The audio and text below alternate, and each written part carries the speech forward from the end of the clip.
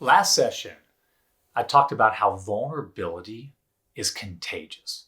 And if we want to have effective influence, then we must be willing to open up and share about our flaws, failures, weaknesses, struggles, and fears. Today, I want to talk more in depth about this concept because if we're not careful, we can take it too far.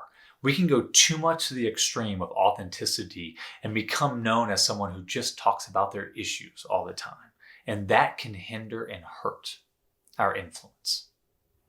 So as we look about being effective with authenticity and vulnerability, it starts with being honest with ourselves first.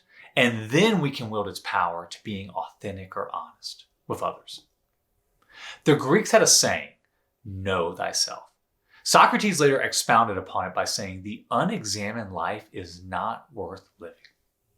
If we want to live life to the fullest and get the most out of life, if we want to become the best versions of ourselves so that we can help other people become the best versions of themselves, then we have to know ourselves.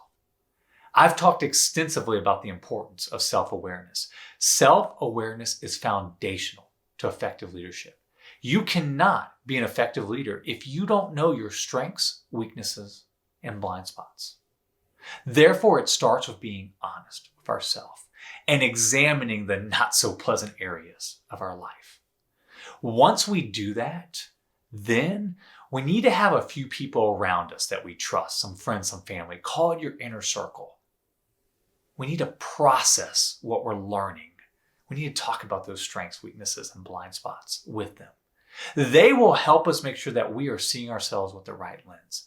Once we do those two things, the self-examination and then the inner circle debrief, then we're ready to wield the power of authenticity. Here's why it's important.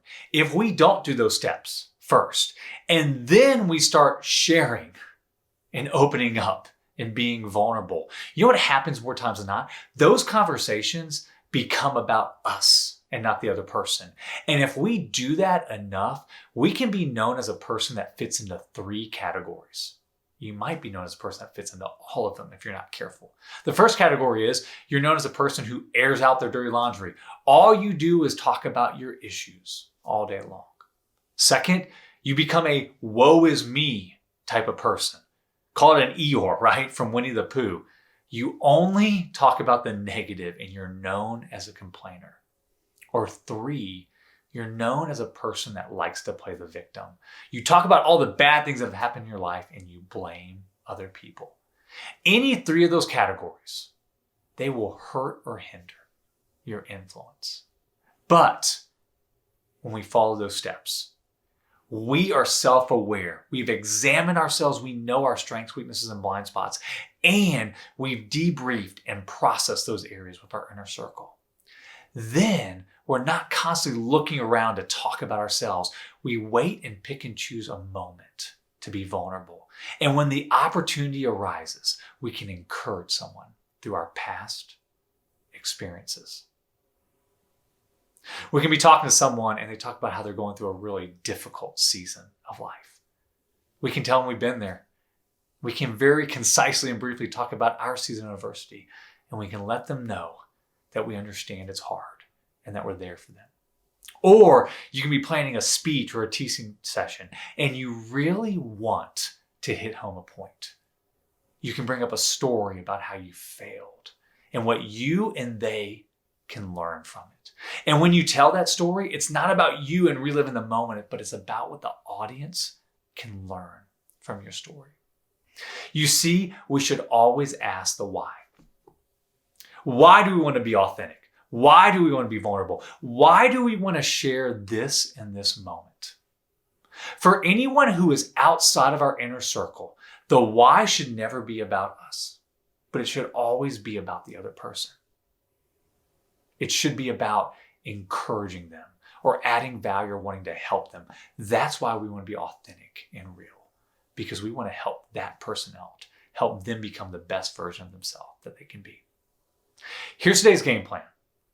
I want you to look inside and do some self-examination. You need to know your mistakes, your failures, your flaws, your weaknesses, your struggles, and your fears.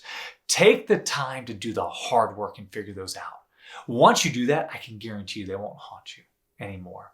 And then if you haven't done so already, you need to have an inner circle. You need to have a group of friends and family around you who you trust, that you can verbally process and talk about those strengths, weaknesses, and blind spots. Let me leave you with our treatable lesson. You have to be honest with yourself before you can be honest with others.